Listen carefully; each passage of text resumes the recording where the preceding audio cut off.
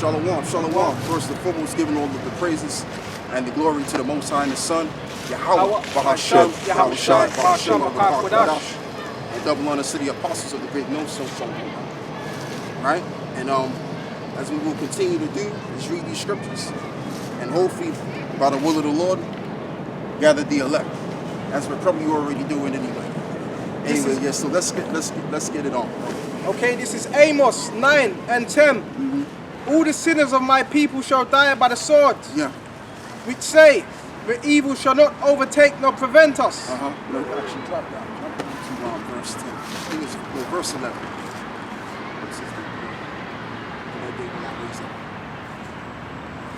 Amos 9 and 11. That's where I want to start. In that day will I raise up the tabernacle of David that is fallen, and close up the breaches thereof. And I will raise up the ruins, and I will build it as the days of old. And that's the day. That's the day exactly that we're in right now. We're in the days of the revival of the house of David, which was fallen at one time. You know, this whole entire brotherhood that we have, and even those that are maybe outside of GMS, including, they're also part of the house as well. Because the Lord, the Messiah, when he makes his second return, that's what he's going to gather. He's going to gather the house of David, which makes up the elect, the governing body of the future. Okay? And simultaneously, the government that is, the powers that are, which the Lord set up, which are the heads of Edom, basically, they're going to come down. They're coming out of the seat. And this is why Esau is doing as they will, to the best of their ability, to further consolidate their one world system. Really, just simply to firm in their power, because they feel as though they're losing their power, which they are, because people are reacting and responding and protesting. So they feel like, okay, we got to move swiftly with this thing now. But what the Lord has in store is something different. And they keep using this term reset now. That's another term they're using, reset. They're no longer using the term New World Order, because people have already caught up to that word. So the word is the reset, which goes all the way back to, what is it, man? The head guy of the council of the World Economic Forum, or Council, all right, by the name of, his name is Paul Schwab. So he's given the order of basically bringing about a great reset around the world towards the governors, you know, that lead over the people in each and every country. You see? Go on, bro. This is Amos 9 and 11. In that day will I raise up the tabernacle of David. Right, in that day will he raise up the tabernacle of David, which was fallen. All right? Because another thing too, not only are we being raised up, but the Holy Spirit is also governing this house as well at the same time. Which really, that spirit was the reason why we've been pretty much liberated from all of this right here. And what's the word I want? There's another word I want to use. We've been raised up from the dead, so to speak. Okay? Go on. That is fallen, and close up the breaches thereof. Right, and close up the breaches thereof. In other words, all of the tribes are going to come together. Instead of it being two houses, Southern Kingdom or Northern Kingdom, all of them are going to come together as one, pursuant to Ezekiel 31. So that's what's happening right now. And all of the sheep that the Lord spoke about in John, John 10 and 10, the sheep that was not of his fold. Matter of fact, brother, go give me that, John 10.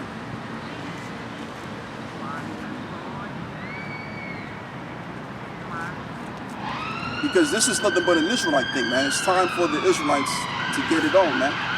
It's time for the Israelites to stand back in their position. You know, we're no longer in a time of being a nigger anymore. Them days are done, especially beginning with the elect. Go on, brother. This is John 10 and 16. And other sheep which I have, which are not of his fold, them also I must bring. Right. And they shall hear my voice.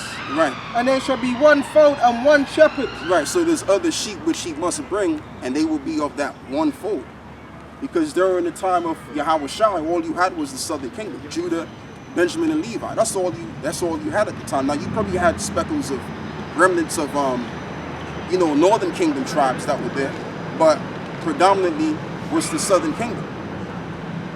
So more so in this day and age that we're living in right now, being that the word would be worldwide, the other tribes would get it too. This is why you have brothers in Peru that's doing the work, brothers in the west side of the states, right along with the so-called Negroes, the Northern Kingdom. They're doing the work together. Okay, they have, I believe they still got a Spanish channel, and he got a regular channel. All right, so that's that house of David being reformed all over again, because during the time of David, all of the tribes were together. But it's when Solomon came on the scene, and Solomon decided to fall in love with the Moabite, the Ammonite, and also build a god or a temple for that woman. That's where the sin, that's where the curse went. Excuse me, that's exactly what happened after he did that. There came the curse of the tribes being split. But the Lord is closing the breaches thereof. In other words, doing away with that tension between the tribes. Go on, brother.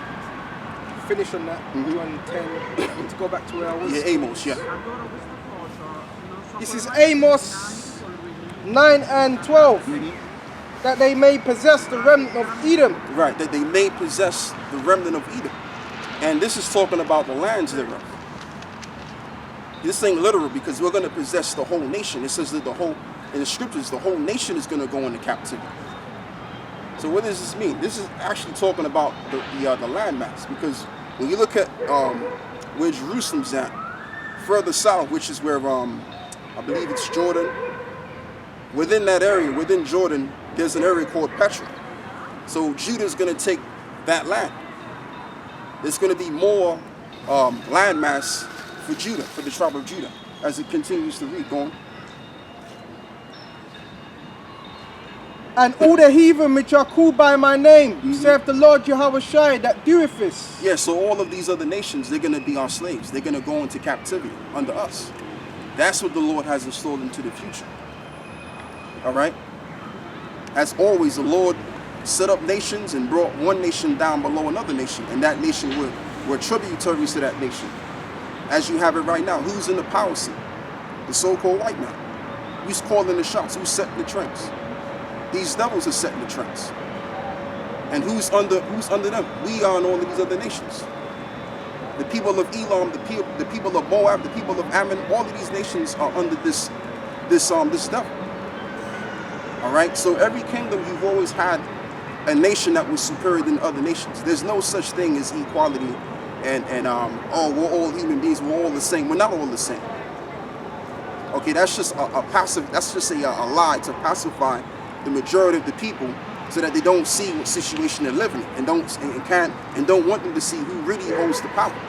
Because the people that hold the power are the so-called Jews, which you have the the Oppenheimers, you have the Schiffs, you have the Morgan family, you have the Rothschild family, you have the DuPonts, which is coming from the French side of things. So you have all of these people. Did I say the Rothschilds too? Yeah, I believe Rothschild, the Gettys. The Gettys. So these are the top tier fortunate families that are actually the kings, the real kings. And down here in the UK, you have a queen. Well, you have a declared queen, and they just put her on the forefront just to say that she's what she says she is. Shalom! Really, I do what you did last week. Because the people that really control the Queen of England is the Rothschild family. Okay, even your prime ministers, they're nothing but puppets, man. They don't call no shots. They're taking orders from people that are higher than them. That's why you have the term prime minister. What does the word prime minister mean? How? Carry on, Slaka. The word prime minister means, okay, for the word prime is primary, which means the first. And minister, and the word minister means servant. So he's just the head top servant. So who does the prime minister serve? That's what you got to question yourself. All right? Same thing with the term president. And that's why, if you notice, when people vote these guys into office, okay, they do the same thing. They always go far left. They never go the route where the people want them to go. They never do things that the people want them to do. They always go in a different route. Why is this? Because they're serving somebody else's interest. So let's read this again. So the point I'm making is you always had a hierarchy, and this time, the reason why we're in this truth, and the reason why we're coming back to who we are, It's not just for the sake of it, but because the Lord is setting up a house, another government, because another society is going to come up. That's why we're all here. Okay? The righteous governance. Go on, brother. This is Amos 9 and 11. In that day will I raise up the tabernacle of David. Yeah. That is fallen. Right, so he will raise up the tabernacle of David. That was fallen because it was fallen due to the curse of Solomon. When he went to build the temple of that Ammonite woman he was with. And there lied the curse, like I said again, there lied the curse of the splitting of the tribes. So Esau thought to believe that, okay, we can, as long as we do this and we do that, to lead Jacob astray, have them eat pork, have them get into this hip-hop music bullshit, right? Then we can retain our power. But no. The reason why they were able to do that is so that the Lord can fulfill his word. That's all it was. Once Jacob was down and out, Esau could do what he got to do, right? And prophecies can be fulfilled. Esau can enact certain things. And that was all it was. So now that we're at the end, simultaneously, we're on the come up. All right? Because it's time for Jake to rule now. We're in that time. We're in that time of Jake ruling. And this is what the elites are scared about. This is why, like, the water was even talking about a couple of weeks ago, and how they tried to do certain things, and that's roughly paraphrasing what the brother was going into, on how they're making up these different Bibles and shit. Right? Because they want to do away with the truth. Because the truth does not benefit them. It destroys them psychologically. And it speaks about their downfall. And this is why in Scotland, they're looking to ban the Bible. Because they see what we're saying. Okay? And they know that they're the Edomites, as they've always been known. And they know exactly where they're going to fall. Eventually, they know this. And this is why they're doing as they may. Go on, brother. In that day will I raise up the tabernacle of David that is fallen. Right. And close up the breaches thereof. And I will raise up his ruins. And I will raise up his ruins, meaning he's going to heal. He's going to heal the ruins, because it was the Lord that wounded us with the wound of the enemy. As it says in the book of Deuteronomy, I believe it's 32, where it says, I am a God that I heal. I kill. And I kill. And I make alive. All right? He heals and he wounds. So he's the one that's healing our wounds. Because the Lord is reactivating that house that was once fallen. Okay, that was once wasn't fell. Now it's back up again. Go on, brother. And close up the breaches thereof. And I will raise up his ruins. Yeah. And I will build it as in the days of old. And I will build it as in the days of old. And we know who King David is. All of us back here, we know who our King David is. He's in the spiritual realm right now, but as the scripture says, on how you're going to have certain men that are going to be raised up first in Yahawashi. Them that died in Yahawashi shall be raised first. So all of those spirits that were once here, they're going to be raised back up in his name. Those souls that serve him. So all of the great men that you read in the scriptures, including Abraham as well, he's also going to be in the midst too.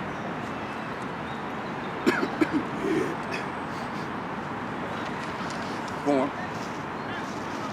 That they may possess the remnant of Edom. And that they may possess the remnant of Edom. So we're going to possess them, and we're going to possess their land, just like how you have it right now, such as the UK. The UK is actually our land, because the so-called Negroes were here ruling, sitting on thrones down in here. But they don't want to teach you that in school. They just teach you, well, you just got your asses from West Africa, and that was it. The African, you're from the sub-Saharan region, rare, whatever bullshit, right? But in all reality, this is actually our land. Okay, when you go all the way back from the time of after Rome fell, we took this land, and there wasn't really hardly anybody in the land during the time, so we took it over, and we had it as our home. And later on, when Esau came up in the scene around the 1300s, the 14th century onwards, they took us down.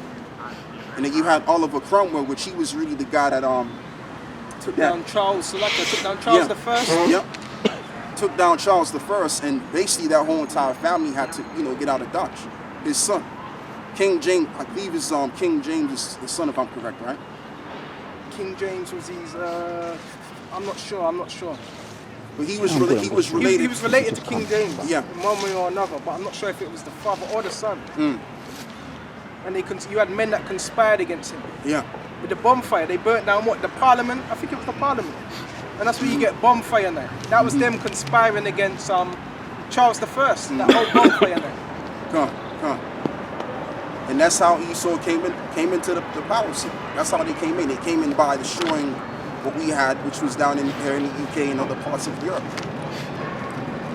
Go on, brother. That they may possess the remnant of Edom and all the heathen, which are called by my name. Yeah. Saith the Lord Yahawashi that doeth this.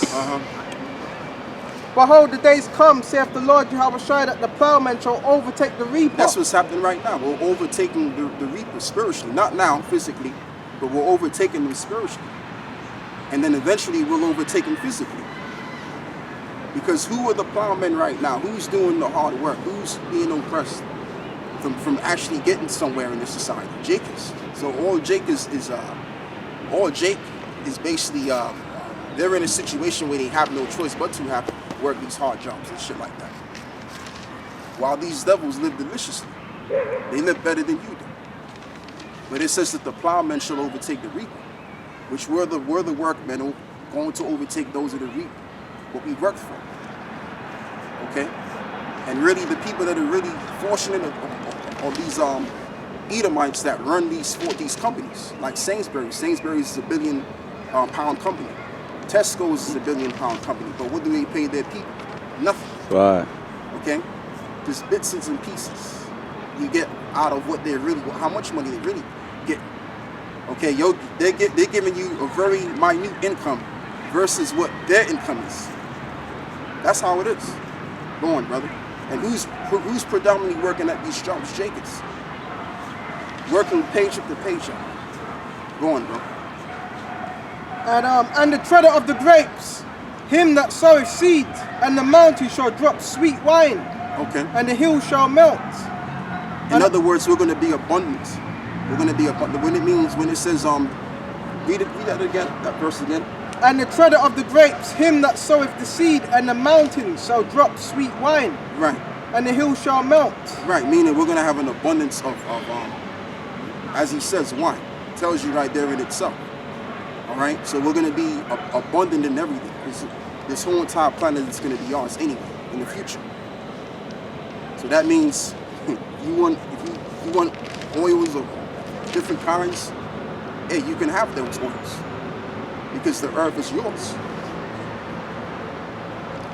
Even the sap that comes from the tree, the agar wood, which is wood. Yeah. Or you got the the frankincense and mint. Yeah. All of that good stuff. If Yeah. you want that, you can have that because it's going to be yours. Right. Go on, brother. Where was Or I? the sage. You want some sage? You can have the sage. Nothing. Go on, brother. I was on verse 14. And I will bring again the captivity of my people. In other words, it doesn't mean that he's going to bring us back into captivity. What it means, he's going to take the captivity backwards. He's going to take it off us. That's what this means. Go on. And I will bring again the captivity of my people of Israel. Yeah. And they shall build the way cities. And they shall build the way cities. Now, are we going to lay a finger? No. These other nations are going to be doing the work. They're going to be plowing the cities up. They're going to be building the temples. All of these other nations here, including the Edomites, they're going to be building. We're going to just be watching and telling them what to do. That's going to be our position in the next world. And that's why the Lord created these other nations, to make us look good. They weren't created for no other reason. All right, even their women, man. The Lord created their women so that we can get some common joy from it, man. Go on, bro. This is 2nd Ezra 6, and I mean, we ain't gonna get them now because they're all messed up and defiled any doggone way. But when the kingdom is set up, we're gonna get them. Go on. 2nd Ezra 6 and 56, 55. All this have I spoken before thee. Yeah. O Lord, Yahawashi, because thou madest the world for our sake. Right, because the Lord hath made the world for our sake. That's why he made this world. That's why do you think he gave us the commandments by Moses? He could have gave every other nation the commandments.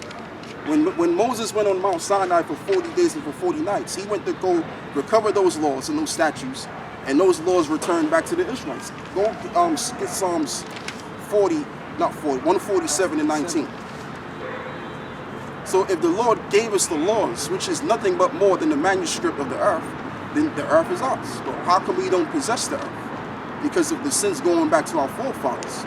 So the Lord said, okay, if you don't want to do this, if you don't want to do A, B, and C as I command you to do, keep my commandments, this is going to be your position. In the last days, you're going to have a bunch of cave dwellers ruling over you, telling you what to do and oppressing you in the means.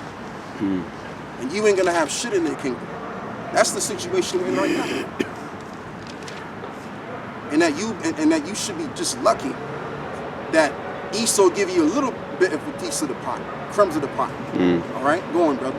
I mean, it's all miserable now, but you know, in the future, it's going to be all good. It's going to be all good. But you know, sometimes, man, you know, in this situation we're in, it gets very annoying. Sometimes, go on, brother. This is Psalms 147, and that's spiritual because the individual that's on the roller base has got 33 on his top as well. Right, which means master. The number 33 goes back to master. So like Psalms 147 and 19. He showeth his word unto Jacob. Yeah. His statutes and his judgments unto Israel. Right. He showed his word unto Israel, and we're the Israelites. We're the real Jews that the Bible speaks about. We're not no so-called black people or West Indians and none of that nonsense. We are the real Jews, and the elite know this. Okay, the Rothschilds know this. The ones that run the Diamond District, the Oppenheimers, they know this, which is called the Biz. They know our real history. But now it's being made public, so all can see. And people are kind of getting hip to knowing that we're the Israelites now. All right. So now the truth that the rabbit is already out the back. So what can they do now? What can they really do? They can't shut the internet off to block the truth. The truth was already publicated before they caught up to it. Come on, bro. Verse 20, he have not dealt so with any nation. Right, he have not dealt so with any nation. So the Lord ain't dealing with all of these other nations, including when it comes to them being saved. So they can pack up in the church all they want. They're not going to be saved. In order for them to be saved, they have to come from the stock of Jacob. They have to come from the lineage of Abraham, Isaac, and Jacob, which is the covenanted genealogy. If they don't come from that, the Lord ain't dealing with them. But you know, let me correct myself. The Lord is dealing with them. He's just going to put them in the captivity where they belong. How about that? Go on, bro. He have not dealt so with any nation, and for his judgments they have not known him. Right, they have not known him, and that's why these nations, for the longest time, they've been able to create these different gods, creating statues and putting the name to it, putting their own little spirit to it and everything like that, and calling it they God, because the Lord was never really showing them him. The Lord didn't show them himself. Okay, so that's why they're able to make up these religions today, making up their own thing. Go on, bro. Praise ye the Lord, Yahawah, Yahawashi. And that's why you have what you call Hinduism, Buddha, and all of this nonsense you have. That all goes back to Hinduism goes back to Elam, and Buddha came from Moab. I got one. There's other religions out there too. Go on, brother. If you finish, yeah? I'm done. This is because you mentioned about they had to get the walking. I'll read it for Lamentations 3 and 14 says, jump down. 22 says, it is of the Lord's mercies that we are not consumed, because his compensation fell not. If I could just make that comment, you made earlier, they're over us and they're allowing us to get certain crumbs off the table. Yeah. Which he says that it is of the Lord's mercies that we are not consumed, because his compensations fell not. They would have consumed us, man, but it's of the Lord's mercies that the Most High wants us around, so that he can, as you said, raise us up. Yeah. But if it was up to them, Shalom, if it was up to them, they would have consumed us, man. Yeah, we would have been done by now. We would have been easily been done. But and you're absolutely right. So we gotta look at the bright side of things. But you know how I get, man. You brothers don't understand what I'm. I'm agreeing with you, because what it is, right? Sometimes we look at them like they're the ones. Like some my mum, she had a whole heap of problems. She got treatment from the doctor, you know, and that etc. And some disabilities and all that, right? Mm-hmm. It's the Most High that's giving us all that. He's the one that's doing it. Through His mercies. But brother, if it was up to them, sometimes you get mad at the Most High. but now they come with this this pandemic. Yeah. Because their time is running out. Mm-hmm. Because it's of the Most High too, but that's what they wanted to do anyway from the jump. Yeah, it was all. But I'm agreeing with you what you're saying. No, that's all right, brother. That's all right. But yeah, man, it's just But you know, at the same time, it's not all. It's not all, friend. Because Esau is moving fast too. Because in 10 days' time, the NHS, all of those hospitals and the people that work in those hospitals, they have to get a shot in order to keep their job. But it's going to get to the point where everybody has to take the shot to keep their job. So, because you got people saying, oh, I wouldn't take the vaccine and this and that and the third, and you got certain rappers that are saying it too, that they won't take the vaccine. But guess what? If they want to keep their contract and they want to keep that lifestyle, they're going to have to take the vaccine.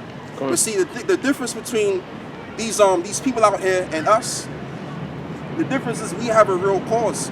Why we wouldn't submit and consent to their ways? Why we wouldn't take the vaccine? Why we wouldn't take the chip? These other jakes don't have a deeper meaning. Why? You understand? So when push comes to shove, which all of us are going to experience that, we're still going to have our mind set in not taking the vaccine. Why? Because what I was saying yesterday, these people, they fear the world. They fear Esau. They don't fear the Most High. So when Esau brings the pressure on, guess what? They're going to fold. They're going to fold up because they fear Esau rather than the Most High.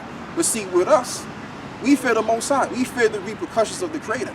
That if we consent to them, then we're going to be the least in the kingdom, which we don't want to be that, right? And at the same time, we're going to be destroyed, overly destroyed. Because when the Messiah comes back, He's not coming back to destroy. No, He's coming to clean house. Mm-hmm. You understand what I'm saying? Like, the Lord ain't playing no games. When He comes back, you're going to see destruction. You're going to see the destruction you've never seen in your life. Even in your past life. That's how bad it's going to get out here. So we fear that repercussion. We don't want to be dealing with that. Go on, brother. This is 2 Timothy 2:1-7. Yeah. For the Most High have not given us a spirit of fear, right, but of power, and of love. And there's nothing wrong with fear. Nothing wrong with it whatsoever. You have to have some kind of fear, because fear, the beautiful thing about fear is a motivator. Fear is equivalent to fire. If you're in a burning house, right, you going to shit. If you gotta jump 8 floors down to escape, you're gonna escape. Why? Because the fire it motivates you. Because the idea of you getting burned alive, it don't feel too good. Go on, bro. Well, if I may say, there's different types of fear. And there's a type of fear that Yahawah respects, and there's a type of fear that Yahawah disrespects. Right. Basically, if you fear anything else, like you fear Esau, you fear spiders, you're afraid of, I don't know, getting struck by lightning or random, that's misplaced fear. And the fear should be of Yahawah and Yahawah alone. Because most people in this world, they fear Esau, they fear the devil, they fear their family, they fear their friends, they fear their knowledge, they fear everything else except the Most High. And Yahawah doesn't like that at all. He says, what does he say about cowards? The fearful and unbelievable. That's in Revelation 21. You're not supposed to have misplaced fear. That's all I've got to say. And I mean, and that's a good point. But the point I want to build is it's psychological, because if you fear something, it's like a lion. If you see a grown ass lion, a fully male lion with his hair on, right? He's got his mane, and he's got that frightening look, that striking look on his face. You're gonna run. Your ass. You think you're gonna stand there? Your ass is gonna run, because of that you fear what it can do to you. Yeah. So we fear what the Most High can do to us. I'll get to you. When you're ready. Right? You fear. So because you fear the Most High, you're gonna be motivated, even if you gotta sit in the cell, even if you gotta if any didn't die for the word of the Lord. You gonna do it because you want to be in the right position. And you don't want the Lord to get mad at you, man. Because, in the book of Daniel 12, it says, when you think of these scriptures, man, it alone strikes fear in you. Like where it says in the book of Daniel 12, where it says, sometimes wake up to everlasting life and sometimes everlasting contempt. I don't want, I don't want no brother in this truth having to deal with that, man. 'Cause I don't want to deal with that. Knowing that you forsook the Lord. You forsook the Lord. And you got to live with that shit. Go on, bro. Yeah, going into the you know, you said fear man and fear the Most High, right? In Psalms 27 verse 1, Yahawah is my light and my salvation. Whom shall I fear? Yahawah is the strength of my life. Of whom shall I be afraid? When the wicked, even mine enemies and my foes, came upon me to eat up my flesh, they stumbled and fell. Though an host should encamp against me, a host is like a troop. My heart shall not fear, my man shall not fear. Why is that? Because he fears something else. Because he fears the Most High. So even if you have, let's say you have like 30 stormtroopers around your ass, you ain't going to fear them. Because you fear something else. That's why he made that statement. Go on, brother. So it says, though an host should encamp against me, my mind or my heart shall not fear. Though war should rise against me, in this will I be confident. So this is Proverbs 28 verse 14. Happy is the man that feareth always. But he that hardeneth his heart shall fall into mischief. So wait a minute, it says, whom shall I be afraid? And then it says, happy is the man that fears always. So it's almost like there's a contradiction. But there isn't a contradiction. It says, whom shall I be afraid? Meaning, if the Most High is on your side, then you trust in the Most High, so you don't fear what man can do unto you. But now it says, happy is the man that feareth always, because it tells you in it tells you in this scripture right here. And I just want to elaborate what you were saying, because that's how we're gonna win. The only way we're gonna win is if we fear the Lord, and then therefore you're motivated to do exactly what the scriptures are saying. Like the Apostle Paul got beheaded. Why? Because he feared the Lord. He feared the repercussions. So when you fear the Creator, you ain't gonna submit to what Esau's gonna do. What scripture was that? Lucky? Even if they say that we're gonna kill you, you brought out. we're gonna gun you down. You're gonna just gonna deal with it, because you know when the Lord does what He has to do, He's gonna raise you up, and you're gonna receive the reward at the end of it. It's about seeing that reward. But go on, brother. It says Sirach 18 verse 24. Think upon the wrath that shall be at the end, and the time of vengeance when he shall turn away his face. So fearing the Most High, fearing his wrath, man. When he shall turn away his face. That wrath is the wrath of the Most High without mixture. In Revelation 14. Fire and brimstone. Okay. So it says verse 27, a wise man will fear in everything. Alright? And in the day of sinning, he will beware of offense. You're offending who? The Most High. So fearing everything, meaning you're careful that you don't offend the Most High. Offending man is wicked. You know, every man a lie, but the Most High be true. You know what I'm saying? So there's two types of fear. Because when it says in Proverbs, a wise man will fear in always, meaning he will fear the Most High always. He's not going to just fear anything else, like you said, a spider or a roach. Fear is the beginning. Fear the Most High. Fear is the beginning of wisdom. Exactly. So when you fear the Creator again, because see, like I said, fear is nothing wrong with it whatsoever, as long as if it's directed in the right way. You see, so our intention right now as it stands, we all want to get the hell out of here. It's very clear. You know, we're irritated of this situation. Right, we want to get out of it, and at the same time, we hate our lives as well. As the scriptures prophesied that the elect have hated their lives even unto death. So even just by us not really wanting to be here, if we have to, if worse comes to worse, because every brother's going to go out differently. Some brothers are going to have to be martyrs. Some brothers are going to have to, deal with being taken in prison and then get delivered. So there's going to be a lot of things going on. But I'm just saying, worse comes to worse. If you sit in that cold ass cell, and then you got to get beheaded, hey, that's so deep. Because I know eventually all of this is going to shut. All of this is going to go away. And I'm going to be